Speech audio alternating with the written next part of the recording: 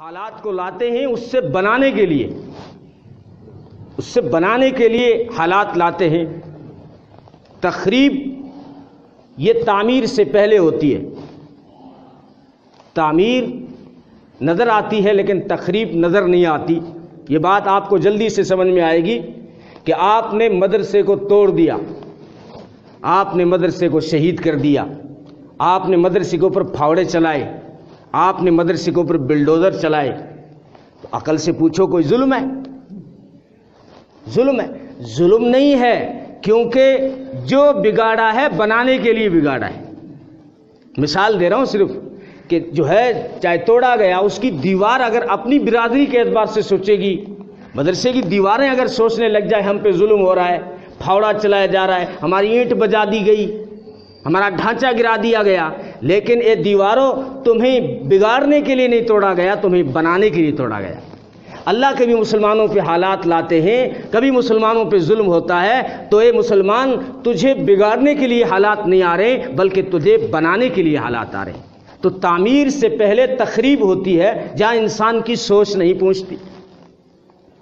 انسان تو ظاہر دیکھ کے یا تجربہ اور مشاہدہ سامنے رکھ کے فیصلہ کر لیتا ہے، چاہے وہ وقت کا نبی ہی کیوں نہ ہو۔ موسیٰ علیہ السلام نے کہہ دیا تھا، ارے خضر یہ کیا کر دیا تم نے؟ یہ کشتی کا بیچ والا پاٹیا ہی نکال دیا، اب یہ کشتی ڈوبے گی نہیں تو اور کیا ہوگا؟ تم تو ڈوبے صنم اور خود ہمیں بھی لے ڈوبے۔ یہ کیا کر دیا تم نے؟ دریا کے بیچ میں کشتی کو توڑ دیا، بیچ والا پاٹیا نکال دیا۔ تو خضر علیہ السلام نے فرمایا، میں نے پہلے کہا تھا بولنا نہیں ہے، جب تک میں بتاؤں نہیں تب تک نہیں بولنا۔ موسیٰ علیہ السلام نے فرمایا بھول ہو گئی، اب بھول پہ بھی پکڑ کرو گے کیا؟ بھول ہو گئی، غلطی ہو گئی، مجھے یاد ہی نہیں رہا وہ وعدہ، چل اب آگے نہیں ہوگا۔ آگے چلے، بچے کھیل رہے تھے، خضر علیہ السلام نے ایک بچے کو پکڑا اور جو ہے پکڑ کے پٹک کے مار دیا۔ اب یہاں موسیٰ علیہ السلام تو بولنا ہی تھا، موسیٰ علیہ السلام کو تو یہاں نہیں بولتے تو کہاں بولتے؟ معصوم کا قتل ہو رہا تھا، بچے کا کیا گناہ ہوتا ہے؟ بچے کے اوپر کوئی نمازیں فرض نہیں، کوئی گناہ سے بچنا اس پہ فرض نہیں ہوتا، تو ایسے بچے کو خضر نے مارا ہے، تو وہاں موسیٰ علیہ السلام کا بگڑنا ظاہر تھا۔ بگڑ گئے، کہنے لگے یہ کیا کر دیا تم نے؟ یہ کیا کر دیا تم نے؟ معصوم بچے کا کیا گناہ تھا، اس سے قتل کر دیا۔ خضر علیہ السلام اپنا وعدہ یاد دلا رہے، میں نے پہلے ہی کہا تھا میں جب تک خود نہ بتاؤں کسی بھی معاملے میں تمہیں بولنا نہیں ہے، کوئی سوال نہیں کرنا ہے، سائلنٹ رہو، اگر کچھ سیکھنا ہے تو بس دیکھتے جاؤ اور کچھ بولنے کی اجازت نہیں ہے۔ موسیٰ علیہ السلام کہنے لگے ایسے گناہ ہوں گے مجھ سے چپ نہیں رہا جائے گا، یوں معصومہ کا قتل ہوگا اور موسیٰ اللہ کا نبی ہو کے چپ بیٹھا رہے، ایسا نہیں ہوگا۔ موسیٰ علیہ السلام اپنا فرض نبھا رہے تھے، کیونکہ جہاں قتل ہو رہا ہو وہاں پہ پیغمبر کا بولنا بھی فرض تھا۔ آگے چلے، ایک بستی میں پہنچے، بستی بھوک لگی ہوئی تھی، بستی والوں نے ان کو کھانا نہیں دیا۔ جاؤ مسافر ہو، ہم تم نہیں دیتے۔ آج بھی اللہ والوں کو لوگ بستیوں سے نکال دیتے ہیں، کوئی تعجب کی بات نہیں ہے، نکال دیا۔ ایک خضر علیہ السلام، ایک موسیٰ علیہ السلام بستی سے باہر نکلے، کنارے پہ گھر تھا، اس کی دیوار گرنے کو تھی، اس گھر سے کوئی بچہ دوڑتا ہوا کہنے لگا تم بظاہر ہٹے کھٹے لگتے ہو، میرے دیوار گرنے والی ہے، اسے صحیح کر کے جاؤ نا اللہ کے بندو۔ تو خضر علیہ السلام وہاں پہنچ گئے اس کے گھر، اور اللہ نے معجزے دیے تھے ان کو، دیوار پہ ہاتھ پھیرا اور سیدھی ہو گئی صحیح۔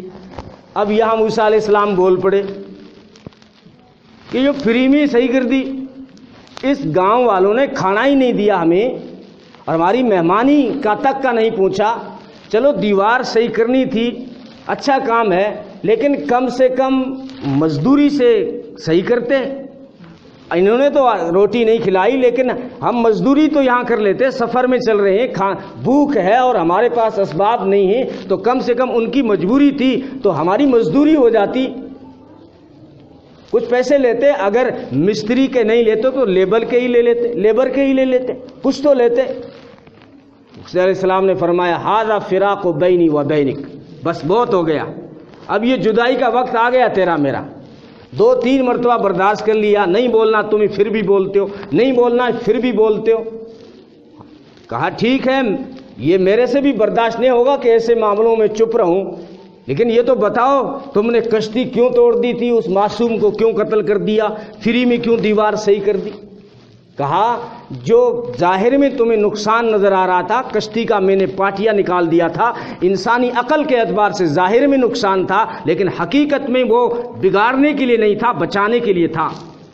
اللہ کے حکم سے میں نے وہ پاٹیا نکالا تھا، ورنہ اگر میں پاٹیا نہیں نکالتا تو آگے ایک غاضب بادشاہ تھا جو صحیح سلامت کشتی کو غضب کر لیتا اور اس کی سواریوں کو غلام بنا لیتا تھا۔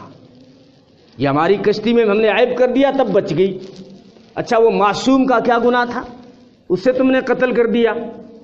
تو معصوم کا گناہ یہ تھا کہ میں نے اپنی مرضی سے جو ہے اس کو قتل نہیں کیا، اللہ کی طرف سے میرے دل میں یہ بات ڈالی گئی کہ اس سے قتل کر دو، یہ بڑا ہو کر ماں باپ کی گمراہی کا سبب بنے گا، ان کے ماں باپ وہ ایمان والے ہیں اور یہ کفر کی طرف لے جائے گا ماں باپ کو، اس لیے بڑا ہونے سے پہلے ہی قتل کر دو۔ لیکن عقل کو ابھی بھی سکون نہیں ہے۔ عقل کے اندر یہ بھی سوال آ سکتا ہے کہ اللہ تعالیٰ کو جب پہلے سے پتا تھا کہ جو ہے یہ بچہ ماں باپ کے لیے ضلالت کا، گمراہی کا سبب اور ذریعہ بنے گا، تو ایسے بچے کو اللہ نے پیدا کیوں کیا؟ عقل تو یہی کہے گی۔ لیکن اللہ کے رسول نے یہ قانون بنا دیا، لا یؤمن احدکم حتی یکون ہواہ تبعا لما جئت بہ، تم اس وقت تک ایمان والے کامل نہیں بن سکتے جب تک کہ تمہارے جذبات، خواہشات، احساسات میری منشا کے تابع نہ ہو جائیں۔ اور یہی اللہ قرآن میں کہہ رہے ہیں خذوہ، وہ لے لو، ما آتاکم الرسول فخذوہ، میرا رسول جو تمہیں دے دے وہ لے لو، جتنا دیں اتنا ہی لو، وما نہاکم عنہ فانتہوا، اور جس چیز سے تمہیں روکے اس سے تم جو ہے رک جاؤ۔ تو اپنا شوق پورا کرنا یا اپنے جذبات اور خواہشات کو پورا کرنا یہ دین نہیں ہے، بلکہ اپنے جذبات اور خواہشات کو اللہ اس کے رسول کی منشا کے تابع کرنا یہ دین ہے۔ صحابہ کرام رضوان اللہ تعالی علیہم کی زندگی جب ہم مطالعہ کرتے ہیں تو ہمیں معلوم ہوتا ہے کہ جو ہے کیسے ہی جو ہے صحابہ کرام کے جذبات تھے، چاہے وہ خوشی میں تھے، چاہے غم میں تھے، چاہے فرط غم میں تھے یا فرط مسرت میں تھے، ہر حال میں جب ان کے سامنے یہ کہا جاتا کہ اللہ کے رسول نے یہ فرمایا ہے تو ان کے سارے جذبات دب جاتے تھے، دفن ہو جاتے تھے، وہیں کے وہیں رک جاتے تھے۔ وہ دیکھو احد کے میدان میں ایک عورت آ رہی ہے، حضرت صفیہ حضور صلی اللہ علیہ وسلم کی پھوپھی ہے، اور اللہ کے شیر حضرت حمزہ سید الشہداء شہیدوں کے سردار کی بہن ہے، یہ آ رہی ہے۔ کیا جذبات ہیں، کیا احساسات ہیں، کیا فرط غم میں چل رہی ہوگی عورت ذات ہو کر، کیا خبریں سن کے میدان کی طرف جا رہی ہے۔ یہ خبر سن چکی تھی کہ تیرے بھائی کے 11 ٹکڑے ہو چکے ہیں۔ اب اس بہن سے پوچھو، اس بہن سے جا کے پوچھو جس بہن کے خدا نہ کرے کسی کا یہ حال نہ کرے کہ ایکسیڈنٹ میں جس کے 10-11 ٹکڑے ہو گئے ہوں، اس کے بہن سے جا کے پوچھو بھائی کی لاش پہ کھڑا ہونا کتنا مشکل ہوتا ہے۔ یہ بہن جا رہی ہے میدان احد کی طرف، اور دوسری اس سے بھی بڑی دکھ کی خبر اس کے پاس یہ تھی کہ اللہ کے رسول صلی اللہ علیہ وسلم کو شہید کر دیا گیا ہے، قتل کر دیا کافروں نے اعوذ باللہ، اور وہ بھی جو ہے غزوہ احد میں شہید ہو گئے۔ یہ آئی نہیں تھی اپنی مرضی سے، عورتوں نے بھیجا تھا۔ جب یہ خبر مدینے پہنچی کہ اللہ کے رسول نہیں رہے تو عورتیں جمع ہو گئی ساری مدینے کی، کہا کیا خبر ہے، ہم جو سن رہے ہیں سب کہ ہم نے بھی سنا ہے کہ اللہ کے رسول نہیں رہے۔ تو عورتوں نے مشورہ کر کے صفیہ کو میدان بھیجا کہ جاؤ اس خبر کی تحقیق کر کے آؤ، اگر اللہ کے رسول زندہ سلامت ہیں، ہمارے بیٹے، بھائی، باپ، شوہر سب کٹ جائیں، ہمیں پرواہ نہیں ہے۔ عورتوں کے جذبات تھے یہ۔ عورتوں نے بھیجا تو صفیہ کو، تو صفیہ یہ خبر بھی سن چکی تھی کہ تیرے بھائی کے تو 11 ٹکڑے ہو چکے ہیں، اس لیے چادریں بھی اس نے ساتھ لے لی تھی اپنے بھائی کے کفن کے لیے۔ جذبات کے ساتھ بالکل میدان پہنچ گئی، اور بیٹے نے آ کے امی کو روکنا چاہا، امی آگے نہیں بڑھنا، کیونکہ رسالت نے منع کیا تھا کوئی بہن اپنے بھائی کے ٹکڑے نہیں دیکھ سکتی، منع کر دیا گیا۔ تو بیٹا آ کے کہہ رہا امی تجھے آگے نہیں بڑھنا، بیٹے نے امی کو یہاں سے پکڑا لیکن صفیہ تھی، یہ وہی صفیہ ہے غزوہ خندق کے موقع پہ عورتیں خیمے کے اندر تھی. اللہ کے رسول نے ایک صحابی حضرت حسان بن ثابت کو عورتوں کی حفاظت کے لیے بٹھایا تھا اور وہ جنگ میں مشغول ہو گئے. تو پیچھے یہودیوں نے سوچا اور مسلمان کی عورتیں اکیلی ہیں، ان پہ حملہ کر دو. لیکن پہلے انہوں نے جاسوس بھیجا، کوئی مرد ہے یہاں وہاں نہیں. ایک یہودی آیا اور خیمے کے چکر کاٹنے لگا. حضرت صفیہ کی نگاہ پہنچ گئی، کہا حسان جاؤ، دشمن جاسوس آیا ہوا، اس کا کام تمام کر کے آؤ. حسان نے کہا میری ہمت نہیں ہو رہی، نہ جانے کتنے چھپے ہوئے ہوں گے، میری ہمت نہیں ہو رہی. اب یہ مرد ہمت نہیں ہو رہی تھی. لیکن صفیہ خیمے سے باہر نکلی، ادھر ادھر دیکھا، ہاتھ میں ہتھیار بھی نہیں، تو خیمے کا کھونٹا اکھیڑا اور پہنچی اس دشمن کے پاس، اس کے سر پہ دیا، اس کا کام کر دیا. واپس خیمے میں آئی کہ حسان میں نے کام تمام کر دیا، جاؤ. اس کے پاس بہت سارے ہتھیار تھے.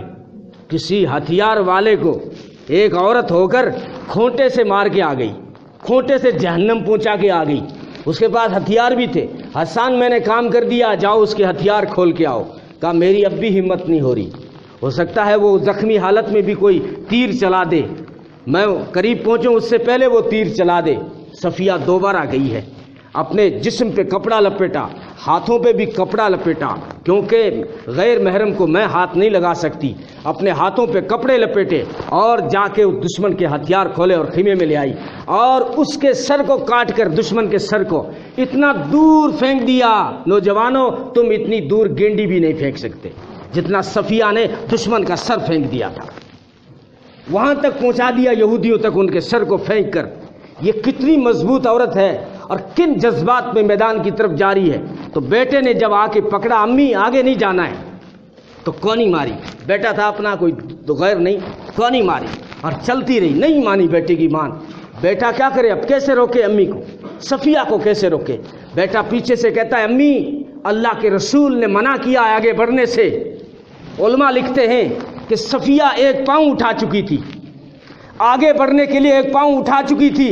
لیکن جب صفیہ کے کان میں یہ آواز آئی کہ اللہ کے رسول نے آگے بڑھنے سے منع کیا ہے، تو صفیہ نے اٹھایا ہوا پاؤں نیچے نہیں رکھا بلکہ پیچھے رکھ لیا اور کہنے لگی اگر یہ میرا پاؤں اگر آگے بڑھ جاتا تو جہنم میں پہنچ جاتا. یہ جذبات تھے، اللہ کے رسول کی منشا کے تابع کر دیے تھے. پھر اجازت لے کر اللہ کے رسول کی اپنے بھائی کی لاش پہ پہنچی ہے. تو یہ ہر جگہ ملتا ہے. صحابہ کرام کتنے ہی بڑے غم میں ہوں.